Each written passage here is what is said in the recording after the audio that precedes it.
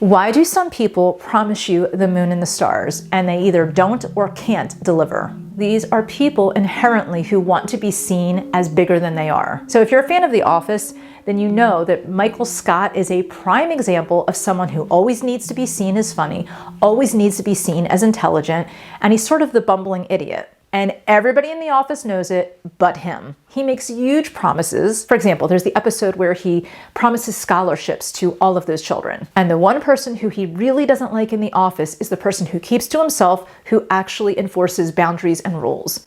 Toby. Narcissists tend to make huge, grandiose promises, and they love to disempower you. What they do first when they meet you is they flatter you with compliments.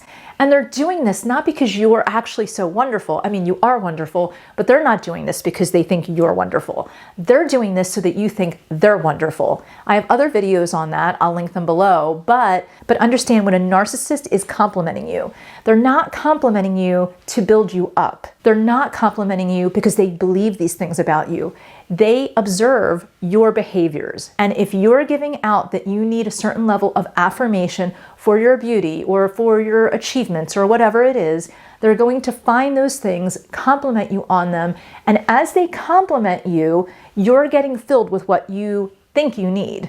And what they're going to do is keep you connected to them. It's like an umbilical cord between them and you're feeding off of these compliments and the attention. And what they're doing is they're building themselves up by complimenting you. It's really true. They're not actually doing it for you. And I know it feels like that they're complimenting you and you feel so good about it and you feel like someone sees you and you're not invisible and you're beautiful and all of these things. But really what they're doing is attacking you. You don't even know. They are a predator and they are attacking you. And you're so caught up in the flurry of activity that you don't even see it. And here's what they do, and here's why they're making promises. They're making promises not because they just want to be loved. They're not just a bumbling idiot like Michael Scott, but what they're doing is they want to keep you hooked. They absolutely know that they're not going to keep all of the compliments up and everything else that they're doing. They know they're not going to do that. But what they do know is that they're going to pull away and push you off of that pedestal. And you're going to feel absolutely horrible. And when they push you off of that pedestal, the only thing that they have going for them is the carrot that they dangled in front of you. Say they feel that you want to get married and have children. What they're going to do is dangle that carrot in front of you during the love bombing stage. That's during the complimentary staging. And I have other videos on that. But during that space where you're getting all the compliments and you feel so loved, they're learning about you because you're being more open, because your defenses are down, because you think there's nothing but happiness, love, and trust coming from that person. So you're spilling your guts and they're reading into the things that you like to do and why different relationships that you had failed. Maybe you told them that you couldn't see a future with a certain type of a person because you wouldn't be able to see that person having children. Well, they already know now. This is a woman who wants to have children in the future. So they start to put little things out like, oh, I can't wait to be a dad, or oh, you'll make such a good mom, or whatever it is they're doing. So you start to really trust them. You put everything out there. Now they start to pull away, but they've already dangled the carrot of what you want in your life in the future. They make you feel like they hold the key to your future. They might even ask you to give up certain parts of your life because you don't need to do those things. They'll take care of you. And so when you do that, all of a sudden you have disempowered yourself. Now you're not living the life that you've worked for. You're living the life that they can control you in. Does that make sense? Now, how is it that they continue to make promises and you continue to believe them?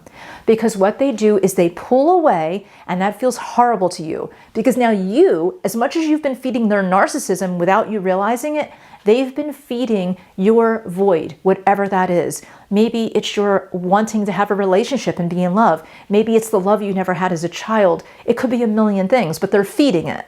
And so when they take that away, you're hungry. You're hungry for that narcissist, and you're hungry for the things that they have given you in the beginning of the relationship. This relationship goes up and down and up and down. It is such a roller coaster. And all you keep thinking is, but they love me. They said they wanted to have children with me. They want to marry me. But then they start putting conditions on the promises. You'll never make the conditions. So it could be, I don't want to get married because we have arguments too much. They will fail to see that they're the reason why the arguments are happening, but they switch it, they gaslight it, it's called. They switch it around and make it your fault. So everything that's happening in the relationship is your fault. And if only you could be better so that they could love you the way they did in the beginning, then you will get all of these promises. And that's where it gets really dangerous, because you start to jump through the hoops of the narcissist.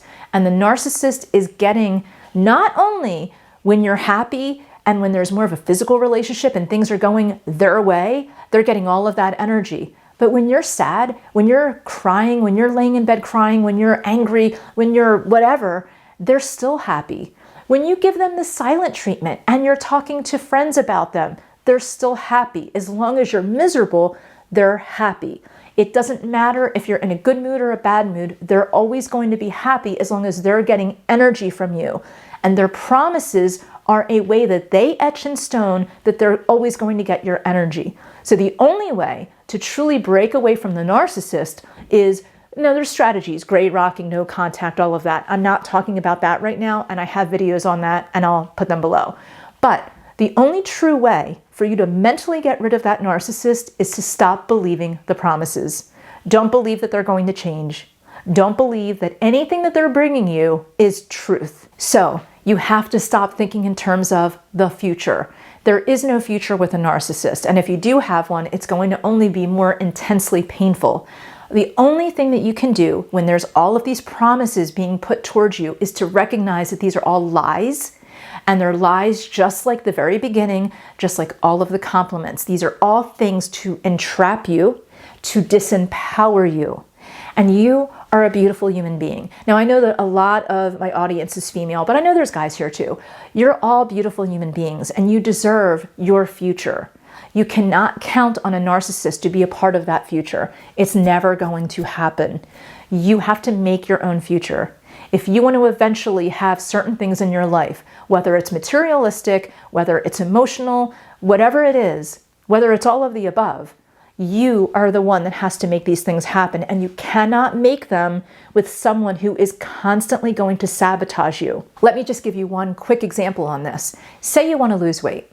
The narcissist at first is going to commend you. They might even buy you a gym membership. But guess what? As you start to lose weight, they're going to sabotage you. Then it's going to become a cycle, and then they're going to turn around and say that you have a problem. It's never them. They're going to act innocent about it. And even if they bring it up like, well, I really shouldn't be getting this ice cream, or shouldn't be this, or shouldn't be that, in the end, they're going to make it like it's you.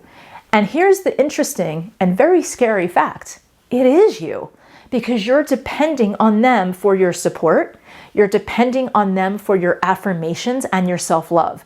You need to focus on blocking them out. So the number one thing that I want you to do if you are with someone that is a narcissist or just has what you feel are narcissistic tendencies is you need to not care what they think. You need to recognize the sabotage, and you need to recognize the empty promises.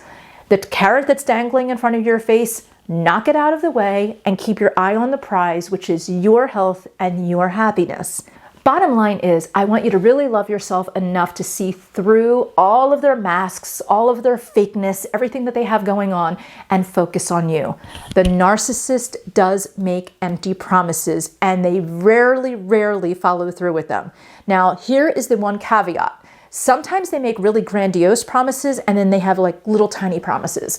Sometimes they will give you bits and pieces of some of the smaller promises, or the illusion that they're working on a larger promise. They are also carrots dangling in front of your face.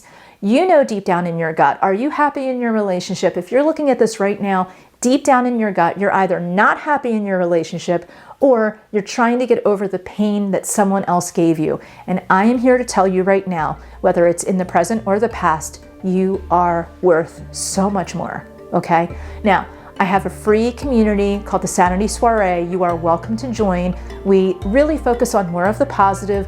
We focus on you building your sense of style, your health, your wellness, decor in the way that you prefer. All of these are important. Your environment, how you dress, how you live, how you work on your wellness and self-care is integral to your mental health. It's not a Facebook group, it's not anything like that. It's an app. You can access it through your computer or through your phone. You can download it.